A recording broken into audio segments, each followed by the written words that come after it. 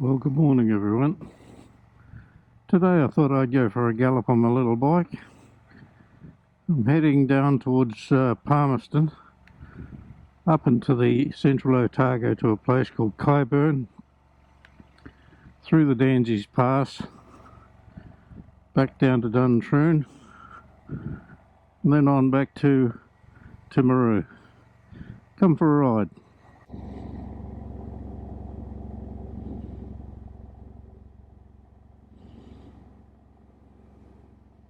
Well, I like to check that the bike's all functioning right. Do a few quick stops.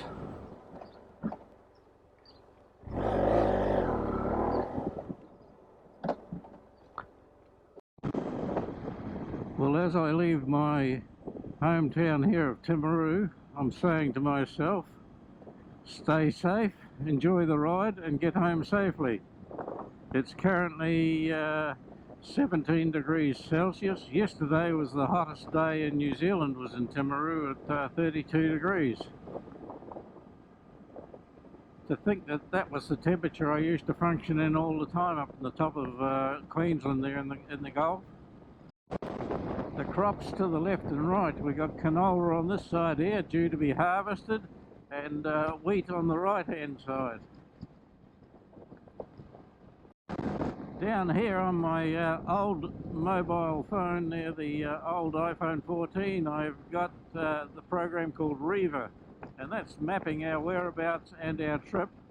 Gives me my distance, maximum speed, current location, all that sort of stuff. And just getting the feel of it, you've got modes here of travel, and I put it in comfort here on the highway, and that just irons out the bumps in the road. Over to my right there's those little foothills there. They are the southern end of the Hunter Range. This is the plain here all out towards the mouth of the Waitaki River in South Canterbury. The next landmark up here is the Waitaki River, and because you never know what's going to happen on a travel video like this, I'll record that for you. It's a spectacular river that runs right way back up towards Mount Cook there. Lake Tekapo, they're all linked to it through a big hydroelectric power scheme. The first dam on it is the Waitaki, that was the original one. Aviemore, one above that. Then Benmore, the big one. And then there's a series of canals linking the mountain lakes of Tekapo, Ruataniwha and Pukeki up there. So we're coming down to the Waitaki Bridge now. Yeah, so we can see what the flow's like today. Yes, often there's big releases of water coming down the railway line there to the left.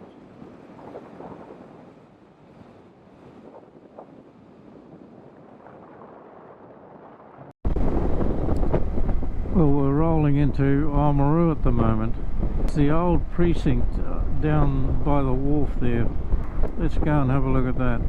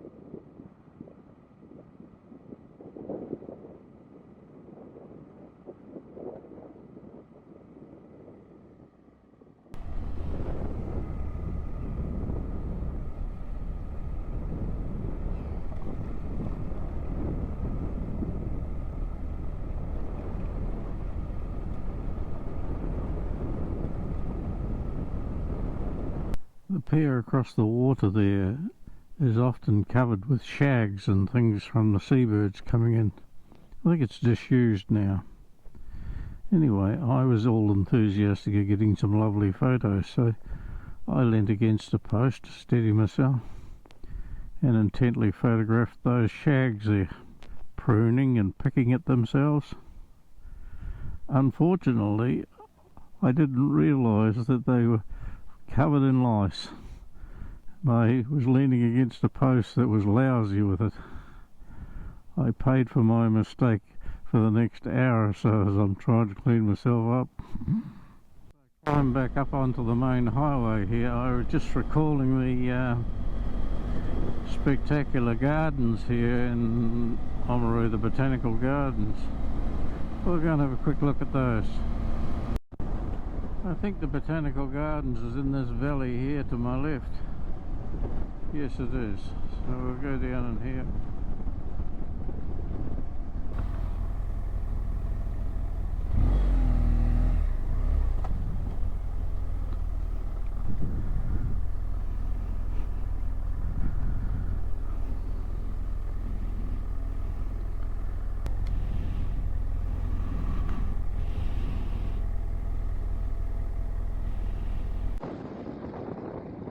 Come out to the coastline again. This next prominent piece of land sticking out into the sea here is called Shag Point. I've never been out there, so we'll go on out there and have a quick look at the point. Dunedin's about 70 kilometres further south than here, and just over that high point of land straight ahead, that pinnacle of land, we find a place called Palmerston.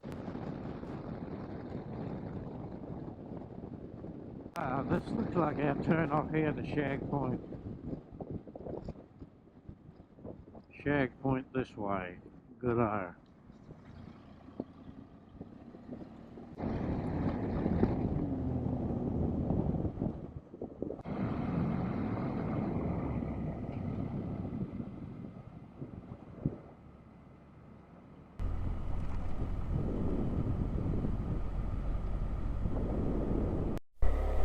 Hello, we've got a boat ramp here.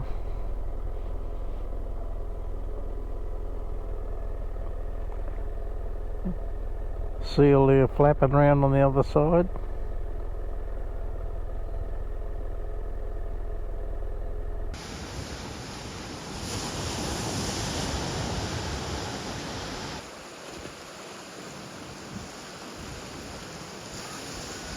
He can smell me, but he can't hear me.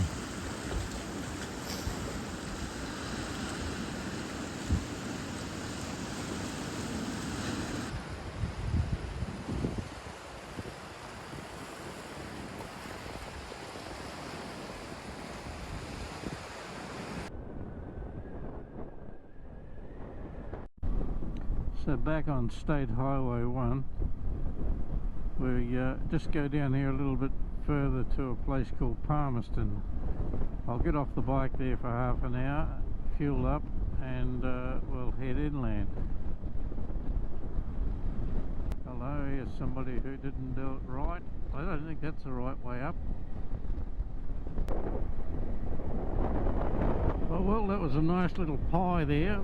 Steak and pea pie with a cappuccino with a bit of cinnamon on top. Yummy, the eyes are wide open. Let's get into it. Now we're well and truly into Otago. I'm heading inland now to a place called Naseby or Kyburn, and that finds the southern end of the Danseys Pass track. Irrigation going on all around here for dairy farms. An old bridge from yesteryear. A little town called Dunback Hotel. War memorial to the fallen soldiers of this area. It doesn't take long for the landscape to change. I've only come in about 10 k's from the coast and already we're into hilly rolling country. The farming now is more predominantly sheep. Sheep do better on these hills here with a bit of matagari around They can get around better than cows on these hills. Not to say that there's not animals, Aberdeen Angus and Herefords on these hills, but it's mainly the sheep. This time of the year the lambs have been removed from the ewes, and they're on the good pasture down low to fatten them off to get them away to the meatworks when they reach a size of about 35 kgs. That gives the chance for the old girls to look after their own constitution, get back in lamb again, and be relieved of someone bashing at their udder trying to get milk from them. More and more of this land has been taken up by bigger companies that are taking sheep country out of existence and putting it back into trees. See that hill in front of me there, that's all back into trees now. Where 20, 30 years ago that would have been growing merinos, fine wool merinos. And I noticed that the trees are not the usual Pinus radiata that are grown on the west coast. They're more of the slower growing pine, like Douglas fir and Lawson cypress. As I climb over this ridge here, I'm up in the clouds for the first time. I think it's just on the crest of the ridges that it'll be like this, and down lower it'll be okay. It's a lovely ride up this valley. You can invariably just set the cruise control on at 100 k's and she'll do it easy. A goldfields plaque 400 kilometres away. No, 400 metres away. Let's have a quick look at that.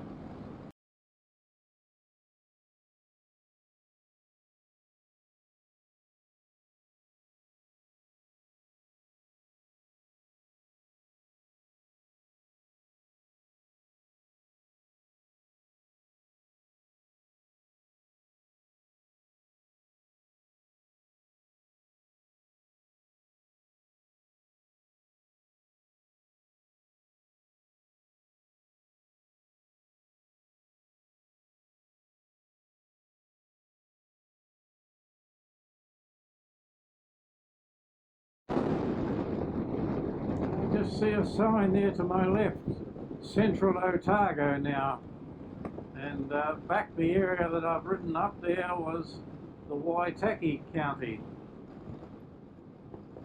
I can see mountains away in the distance. This GoPro doesn't do justice to that. But up here I see the sheep breed has changed. Now they're mainly merinos. So these fellas are in the process of taking down these willows. It looks as though they've been poisoned in the past, and now they're just taking them down and re-establishing the boundary fence line there. Quite a project. They come over the top of those willows about 3 years ago with a helicopter and some herbicides. Yeah, dead willows there, they've been poisoned. How the landscape changes again. The big old valley here runs way down through to Dunedin, through Middlemarch. There's a paddock of alfalfa that's getting prepared. This is the rake. That one there's the baler. It picks it up and puts it into that cart, and away it goes into a silage heap. And this is like the base where the grass is all going to be stored. They're just starting the stack now, and a trailer load will come from here soon. So they've got 2 carters, a stacker, a mower, a raker, and no doubt their contractor's working in this area. And this is what they're cutting to put into that stack. That's alfalfa or lucerne. See, this all hay in under there as well for the winter here. All there just being mowed. Let's see if we can get the mower going around.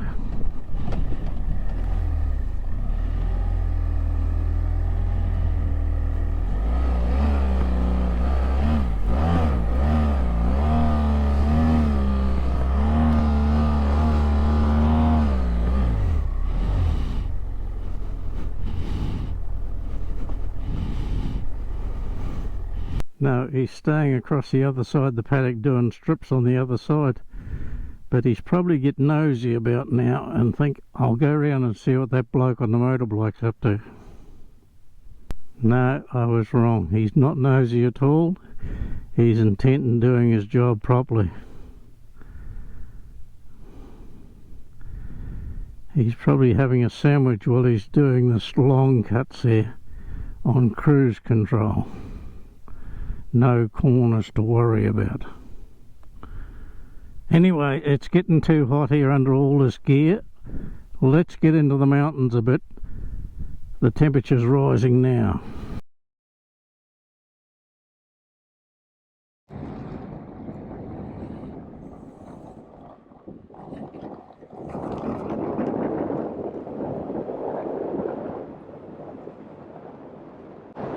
You've got to check all the what-ifs all the time whenever you're out on your own. I have got my Rescue Me e-perp on there in case I go right over the bank and down there. And that stays with me rather than with the bike. So the bike could go even further down the hill than I do. We don't worry about that when you have a spectacular one. Hello, here's a car coming. Always got to be checking around the next bend for the next one. Here he comes, look at that. Just met him on the cattle stop.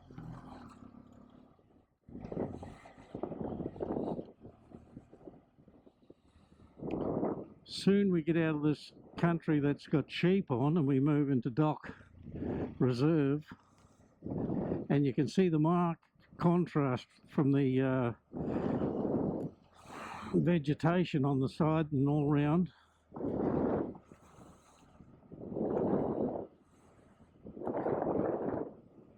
Where the animals can get, there is a lot more sparse and less plants. But up here, I'll pull up and show you how dense it is on the top of the pass, where they've locked her up for the last 10 years or so.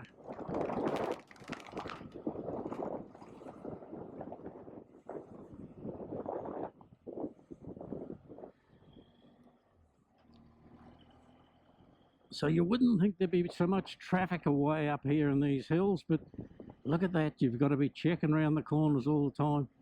One going ahead of me here.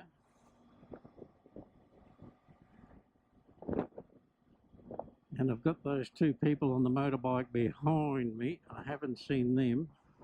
They probably don't ride as fast as I do, but it's not about racing or anything. It's about getting there safely, isn't it? I don't think the temperature's over 20 here yet. By Jesus, it is. It's up to 21.5 already. But I'm not feeling the heat, and I've just squirted fluid down my throat. So that's all right, and I'm not hungry, and the time is 10:57. Now I think we're into the Department of Conservation Reserve area. There shouldn't be any animals in here except the introduced stuff like deer and pigs and chamois and goats and wallabies, but there shouldn't be any sheep in here. And if you can see the vegetation left and right, it's pretty lush. Well grown, not packed at.